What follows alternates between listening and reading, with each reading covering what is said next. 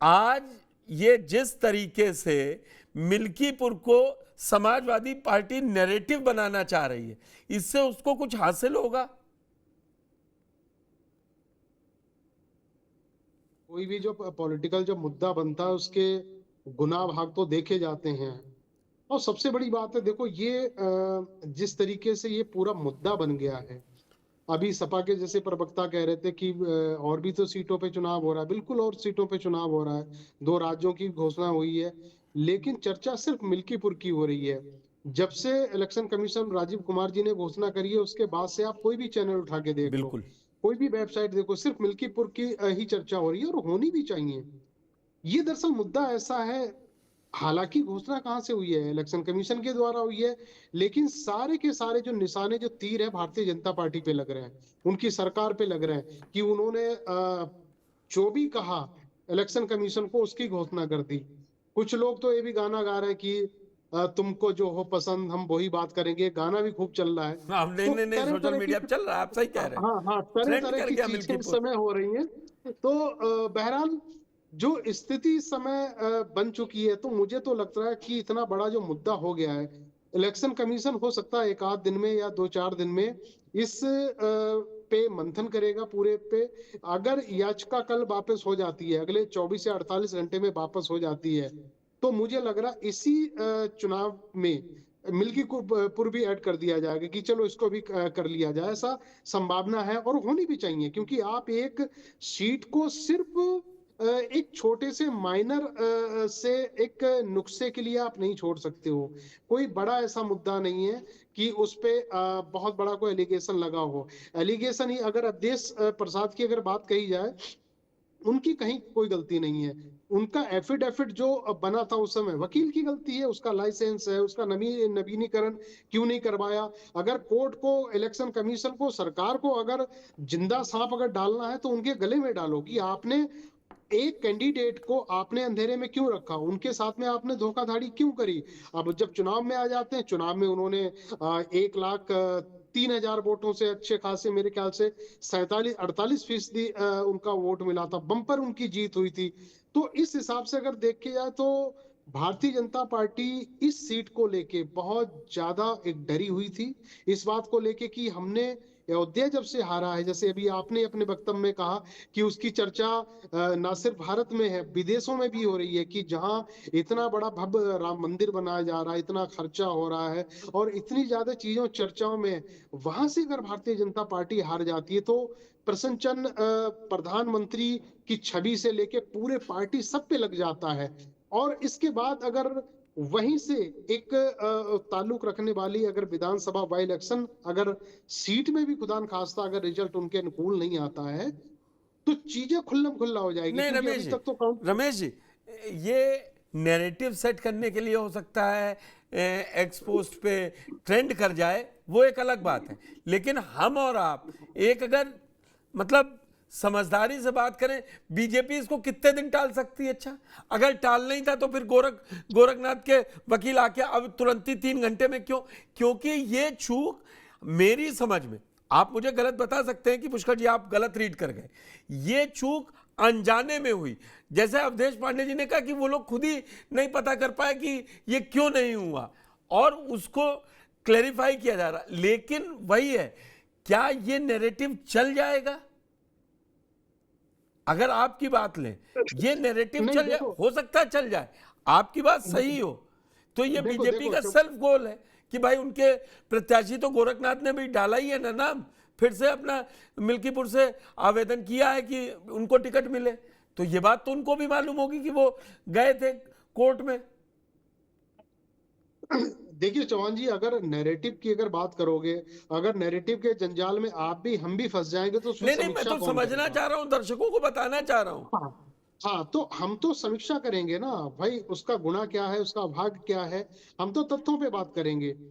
तथ्य जो सामने निकल के आते हैं, वो मुझे लग रहा है आज जो माहौल जो बना है, उसकी तरफ गवाही नहीं देते हैं। बगल की संसदीय सीट है सुल्तानपुर, सुल्तानपुर में जो समाजवादी पार्टी का कैंडिडेट जीता है, उनके खिलाफ पिटीशन क्या जो भारतीय जनता पार्टी की मेनका गांधी हारी हुई हैं, उन्होंने भी कोर्ट में डाला हुआ है। और ऐसे कई सारे हैं हिंदुस्तान में। मुझे लग रहा हर 10वें विधानसभा या 10वीं लोकसभा सीट होगी जिसके ऊपर हारे हुए प्रत्याशी जीते हुए प्रत्याशी के खिलाफ कोई ना कोई एलिगेशन लगा के या वो कोर्ट चला जाता है, एसडीएम में कार्यालय चला जाता, कहीं भी चला जाता। अगर इलेक्शन कमीशन सब पे अगर इन चीजों को आइडेंटिफाई करता रहेगा और ये छोटी छोटी चीजों को लेके चुनाव पे रोक लगाता रहेगा, तो सवाल तो उठना लाजमी है और सवाल उठने भी चाहिए। क्योंकि देखो, लोकतांत्रिक प्रक्रिया जो है वो बहुत ही फेयर होनी चाहिए, उसमें इस तरह की चीजों का ठीक है। ना सवाल उठने चाहिए। आप पॉलिटिकल पार्टी पे, आप प्रधानमंत्री की छवि पे सवाल उठा सकते हो और केंद्रीय कार्यालय उनके ऊपर जितने भी नेता बैठे हुए हैं उनकी कार्यशैली को लेके, उनकी सरकारों को लेके आप क्रिटिसाइज कर सकते हो। लेकिन इलेक्शन कमीशन देख अगर उसको भी घेरे में ले रही है पार्टियां, तो मुझे लग रहा है उसमें ठीक थोड़ा सा ये अच्छा नहीं माना ठीक है। जाएगा। ठीक है, मैं क्योंकि अभी इस पे एक मैं छोटा किसी सा, और चैनल पे अभी अभी बात कर रहा था, तो भारतीय जनता पार्टी के एक वरिष्ठ नेता वो भी इस बात को मान रहे हैं कि नहीं, ऐसा नहीं होना चाहिए, आपको साथ में चुनाव करवाना चाहिए। जब भारतीय जनता नहीं तो पार्टी के यहां भी लोग अवधेश भी पांडे जी ये चीज वही को, कह रहे थे। मैं ठीक है, हाँ, अवधेश अवधेश जी से पांडे मैं जी भी एक कह रहे छोटी थे, सी टिप्पणी ले अवधेश लूं फिर। पांडे जी इस बात को कह रहे थे कि देखो, छोटी चीजों को लेके आप किसी चुनाव को रोक दो, कहीं से चुनाव करवा दो। देखो, एक छोटा चुनाव और बड़ा चुनाव हो, बड़े खर्चे होते हैं उसमें, बड़ा तंत्र लगता है, बहुत कुछ लगता है।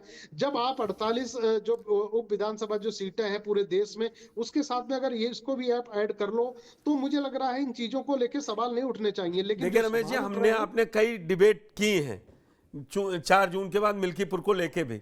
एक मिल्कीपुर का जो कांड चल रहा था, जो भदरसा वाला कांड है, जिस तरीके से हाँ, वो नैरेटिव और चला, आज चर्चा मिल्कीपुर चुनाव की घोषणा न होने का नैरेटिव बड़ा हो गया। और मुझे लगता है जब अगले हफ्ते तक, जैसे मैं आपकी बात से समझूं, अगर हो जाता वो है तो नेगेटिव नैरेटिव ये अलग दिशा होगा, में चला गया, अलग दिशा में चला गया। अलग दिशा में चला गया। और तब हाँ, यही दुबे जी जो मुस्कुरा रहे हैं अभी, कहेंगे देखिए हमने कहा था, जैसे ही दबाव डाला वैसे ही बीजेपी ने याचिका भी वापस ली और हो गया। नवीन जी, ये ये क्या पहला जो 22 या ये 24 के नतीजों से पहले बीजेपी कभी किसी कमजोर विकेट पे ऐसे नहीं फंसती थी? ये मिल्कीपुर पे जो 24 के बाद बना था, और जो जुलाई में भदरसा कांड हुआ, उसके बाद चुनाव जिस दिन डिक्लेयर हुए उस दिन भदरसा कांड अभी तक किसी ने नाम नहीं लिया। वो सीधे ये डिफेंसिव है कि नहीं नहीं, हम तो चाहते थे हो चुनाव। मतलब मिल्कीपुर फिर वहीं पहुंच गया जो 22 जनवरी को था, और उसके बाद जो रिजल्ट दिया। पुष्कर जी, सबसे बड़ी चीज आप एक मजेदार बात देखिए, जिस चीज की दलील चुनाव आयोग ने दी और ये उसको अलग कर दिया, 10 में से 9 सीटें कर दी डिक्लेयर और 1 पर रोक दिया। बड़ी दिलचस्प सी चीज ये है कि जिस नोटरी का 2011 से लाइसेंस नवीनीकरण नहीं हुआ, नोटरी वो थे, लाइसेंस रिन्यू नहीं हुआ, यानी फीस उन्होंने जमा नहीं की अपनी। प्रशासन, जिला प्रशासन ने उनके अपने मतदान के जो आवेदन पत्र है उसको वेरीफाई किया होगा, सर्टिफाई किया होगा, उसके बाद कंसीडर हुआ है वो। बावजूद इसके किसी के दिमाग में ये नहीं आया कि जिस नोटरी से उन्होंने वेरीफाई कराया है, वो जिला प्रशासन के पास लिस्ट होती है कि हमारे जिले में कौन कौन नोटरी है, उनका क्या सिस्टम है, क्या वेरिफिकेशन। नहीं होता तो आप बार एसोसिएशन से मांग लेते हैं, बार काउंसिल से मांग लेते हैं, कहीं से कुछ नहीं आपने लिया और उठा के जब एक व्यक्ति चुनाव जीत गया। देखिए, चुनाव किससे जीता? कागज से तो हार जीत हुई नहीं है, हार जीत हुई है जनता के वोटों से। जनता ने उनको अपना विधायक चुना, वो चुनाव जीत के बाद खत्म हो गई। अब दूसरा विषय उठता है कि आपने मिल्कीपुर को इस तरीके का, चुनाव आयोग ने जो फैसला लिया है, मैं समझता हूं ये फैसला उचित नहीं है। कारण ये है कि आपने मिल्कीपुर की जनता को विधायक विहीन कर दिया फिलहाल के लिए। क्यों भाई?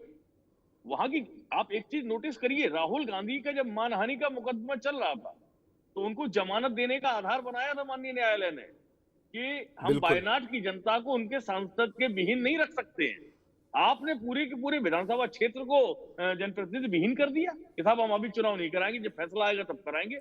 कोई गारंटी है न्यायालय के फैसले की? कोई समय की परिधि तो है नहीं, कितनी परिधि में आ जाएगा, कितनी समय सीमा में आ जाएगा। तो नहीं, फिर तो मैं जिस नैरेटिव को पूछ रहा हूं, तो आप देखिए, तो इस पे कहीं ना कहीं क्या समाजवादी पार्टी आपको एज लेते हुए दिख रही है?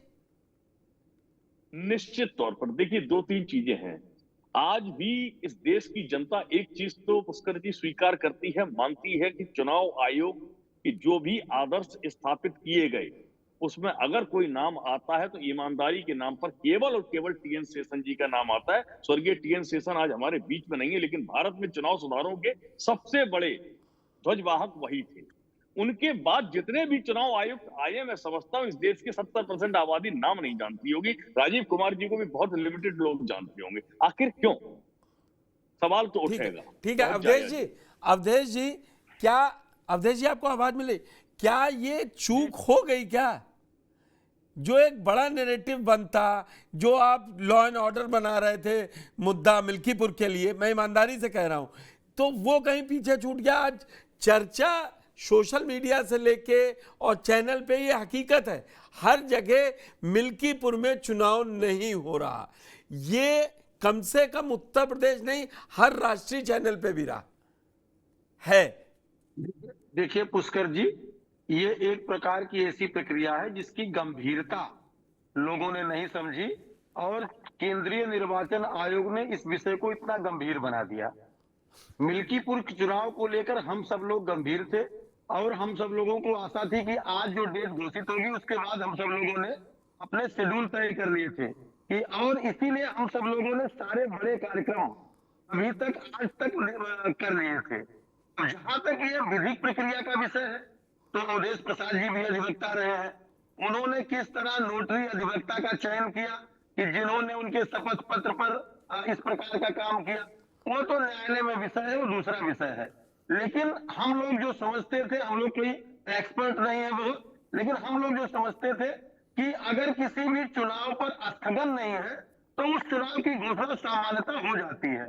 ये तो याचिका थी, याचिका पोषणीय है नहीं है, याचिका पर किस प्रकार की सुनवाई हो रही नहीं है। लेकिन जब लोकसभा सदस्य होने के बाद अवधेश प्रसाद के उन्होंने विधानसभा से इस्तीफा दे दिया तो कहीं ना कहीं स्वतः यह विषय कमजोर हो गया कि अब उस रीत का कोई इशू नहीं रह गया। लेकिन ये कहीं ना कहीं इस प्रकार से विषय की जो गंभीरता थी उसका संज्ञान प्रैक्टिशनर ने नहीं लिया होगा। ठीक है। और इसी कारण जब विषय आया तो सारी चीजें निकल करके अब सामने